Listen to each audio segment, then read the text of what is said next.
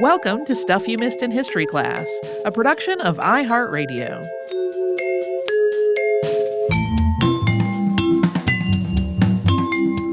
Hello and happy Friday. I'm Tracy V. Wilson. And I'm Holly Fry. We spent both of our episodes this week talking about Francisco de Miranda because I saw a statue in Philadelphia. Is there any better reason? I mean, it was a great reason. As I was getting started on this, I wanted to confirm where I saw the statue because I walked around Philadelphia, that sort of general area, a bit that day, even though it was snowing and then horribly raining. Once the horrible rain started, I just walked back to the hotel. But I wanted to make sure I remembered like where the statue was and what it looked like. And it's in front of the Franklin Institute. And as I was looking at Google Maps, I was like, did they drive a Google Street View car through the interior of the Franklin Institute? Because there's Google Street View of the inside of Franklin Institute. And if you listeners know the story of that, I didn't call up the Franklin Institute to ask, but I did ask a former coworker of ours who worked at the Franklin Institute for several years. That person did not specifically know, thought it might have been part of like a pilot program that never really got off the ground.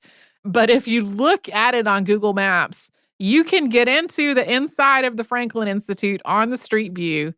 It is not as smooth as a lot of like formally, intentionally made 3D virtual tours of museums, because there are times where you can see that there is Google Street View path going through two different rooms, but you can't get through the door. Like, oh, right. But I was fascinated.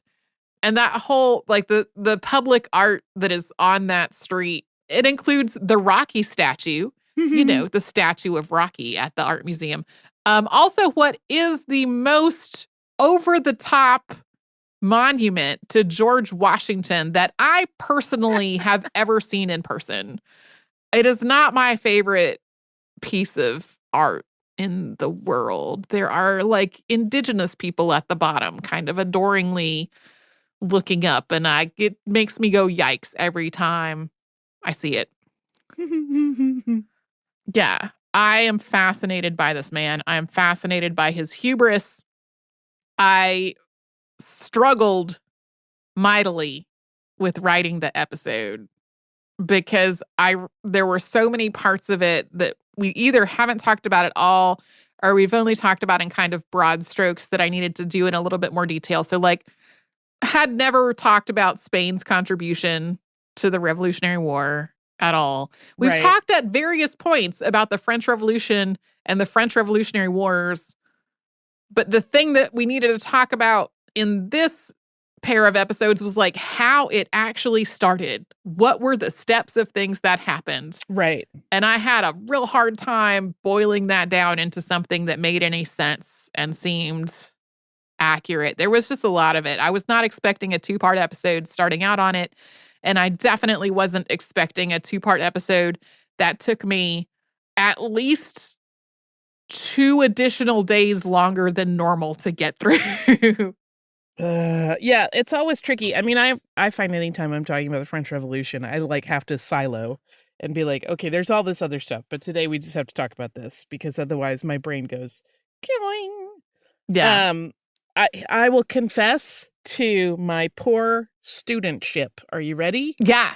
So you had asked me when you started this, hey, did you know that Spain had, been contributing to the Revolutionary War? And I was like, yeah, but I don't remember much about it.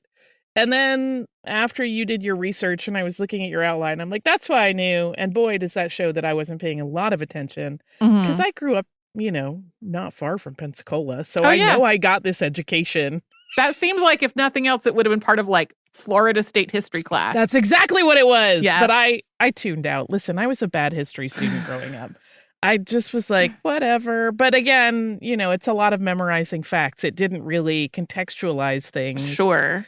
Which is not to rip on teachers. It's a hard job and it's been hard in a variety of ways always. So yeah, I think we've talked on the show before about how the way history was taught when you and I were in like our K through 12 education versus what I will hear public school history teachers talking about now.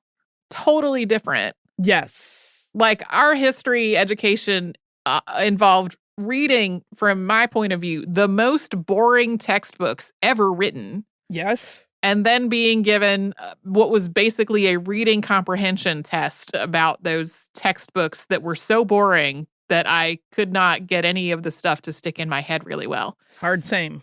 And so I will hear friends of mine who are history teachers talking about like things their students are doing that involve close reading of primary sources and building connections between different commonalities and different parts of history and interpreting things. And I'm like, this would have, number one, given me a better foundational knowledge of things. Another also would have been more fun. I didn't get into that kind of stuff until I was taking humanities classes in college, which I've said before was like, where I was like, oh, I do like history. Right. Yeah, I mean, unless you can kind of create a thread that ties history to the person you're teaching it to in some way, which usually just involves like giving it broader context. Yeah. It's really hard for a lot of people, myself included, to be like, oh, I understand why this is important, Right. what this is. I see how these are human beings that were doing things that are flawed like all human beings. Then it gets more interesting in a hurry. But when it's like, and then they took Pensacola, and then there was this, and I'm like, I don't, I'm sorry, what? I was thinking about Greedo. I don't like. Yeah. Yeah.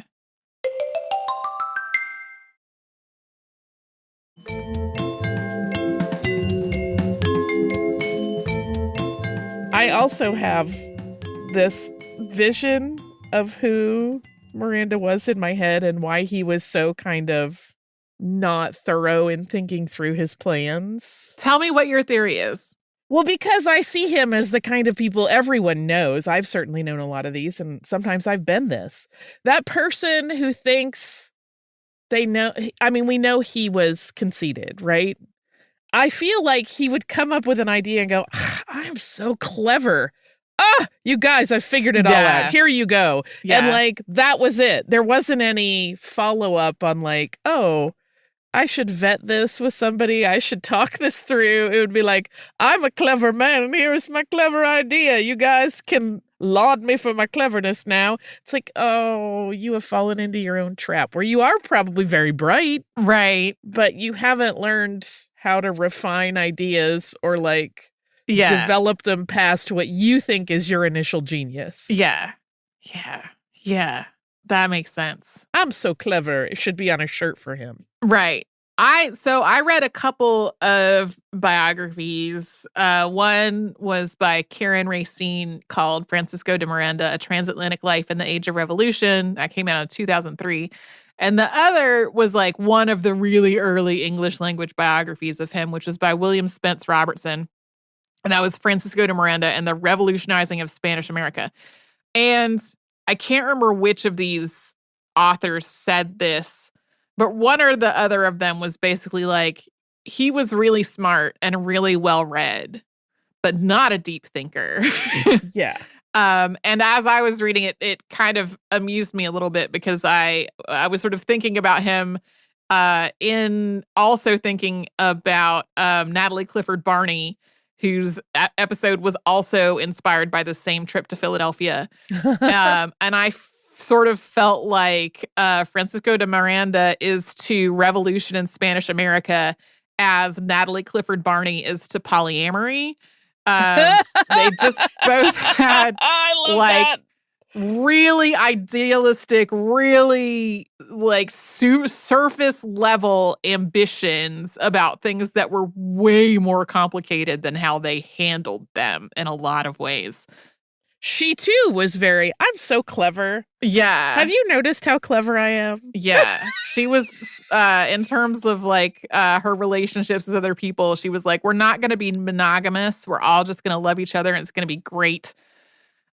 Without kind of wrestling with what it takes to do that in a relationship and have it not fall apart into drama. And at least from my reading, Francisco de Miranda was kind of like, yeah, we're going to have a revolution in Spanish America. It's going to be all about freedom and liberty.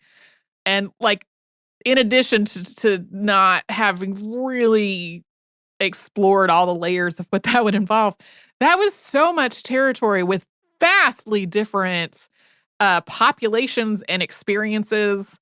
Like our Saturday Classic was on the Tupac Amaru Rebellion, and, in the highland areas where a lot of that happened, the demographics were very different from areas along the coast. Like, so many things. I still find him so fascinating and so ambitious. I do feel like it sort of shortchanges him to boil him down to these 3 revolutions, because while it is true that he was involved in all 3 of them, they are not necessarily in the way that a person might imagine based on that sentence. Right. Like when you say he fought in the American Revolution, the French Revolution, and the Revolution in Spanish America, you sort of might imagine him like rolling into Yorktown and then taking the king to the guillotine, and then and like that's not how he was participating. He was busy being clever, Tracy. He was very clever.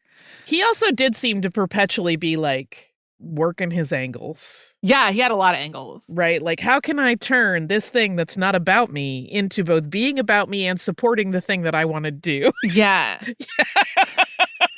His story also really highlights how much, in terms of other nations' support of revolutions, how much of that has absolutely nothing to do with what the revolutionaries' stated goals are. Like, how much of that is really about those nations' own self-interest and own priorities. And that is something that I think that he understood and also didn't want to think about, because it was like he understood that if there was an uprising in the Spanish colonies, it would distract their focus from things that mattered to Britain, and he wanted to get Britain's support based on that idea, but like did not quite take that to the point of, you're talking about a hypothetical thing when there are actual real things in front of the British officials right now that are going to take a priority. Yeah. One of the other things that really popped out to me during this episode, this may sound like I am a simpleton, and I am in many ways.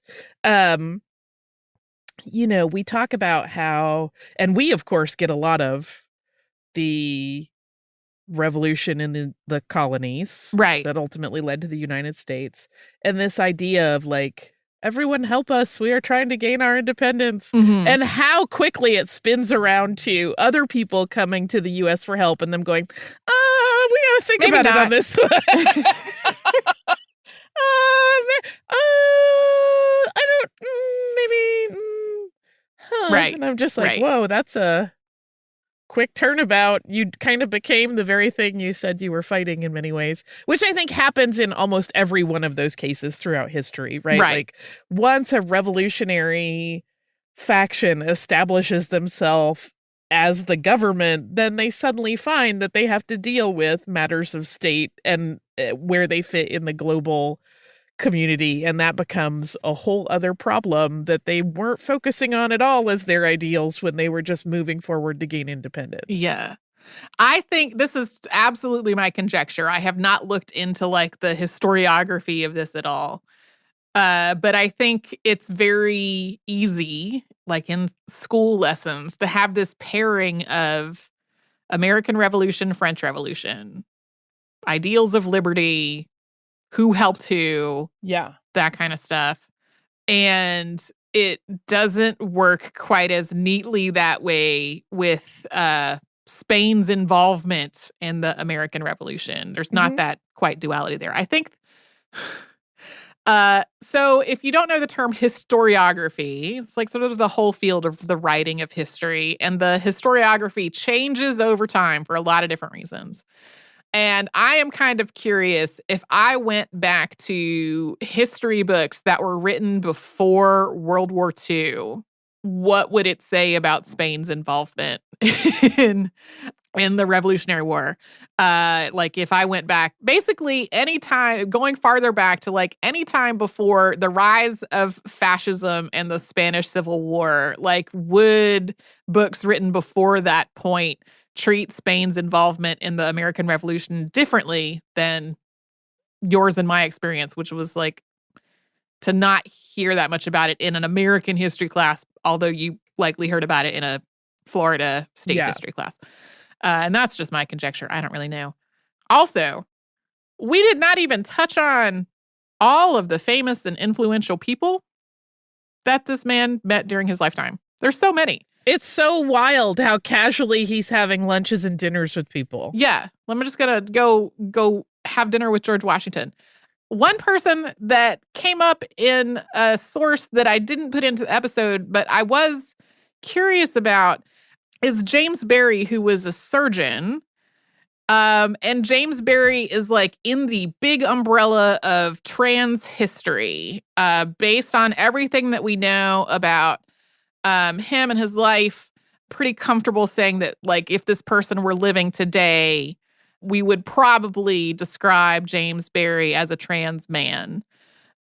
One source that I used said that this was somebody that Francisco de Miranda personally knew, and that Francisco de Miranda knew this about James Barry and helped to keep his secret. And it was one of those things where I was like, this sounds interesting. I would like to explore this. But the one paper that seemed to be the source of this just wouldn't load. Like, the worst. There was a link to it that kept opening as a blank screen, and I couldn't find another source for getting that paper. And the way it was worded, number one, this was in like a Spanish language source that I was having to run through a translator to just get the sense of, which is another reason why I was like, I'm not confident putting this into the episode based on something that I ran through a translator to try to read. But it also, in that translation, read as kind of conjectural to me. And I was like, I would like to have more definite information than to just throw something into the episode that I'm not totally sure about and can't find the substantiation on. James Barry is somebody that we used to get a lot of requests about an episode for that we have not done, in part because it's not a lot of documentation. Not a lot of documentation, but also a story that, in spite of our best efforts, can like reinforce some outdated ideas about gender and about transgender people specifically. So that is just, if you're curious why we don't have an episode, that is why. It's also been some years since James Barry has come up in my, so that might be that there are better sources now than there were the last time I thought about possible episodes. So yeah, the empty tomb at the National Pantheon of Venezuela with the eagle holding the lid open, that chokes me up a little bit. Me too. It is clear that he has an important place in the history of Venezuela and the rest of the region as well, not just Venezuela. But yeah. So if you've got stuff happening on the weekend, I hope it doesn't involve having to try to get back pay from somebody. And I also hope it doesn't involve like writing to officials to beg for help in something that they don't care about. I hope they do care if that's what you're doing. Just because I know how rough it can be to just butt your head against something that's not getting the attention that you want. We'll be back with a Saturday Classic tomorrow. We will have a brand new episode on Monday.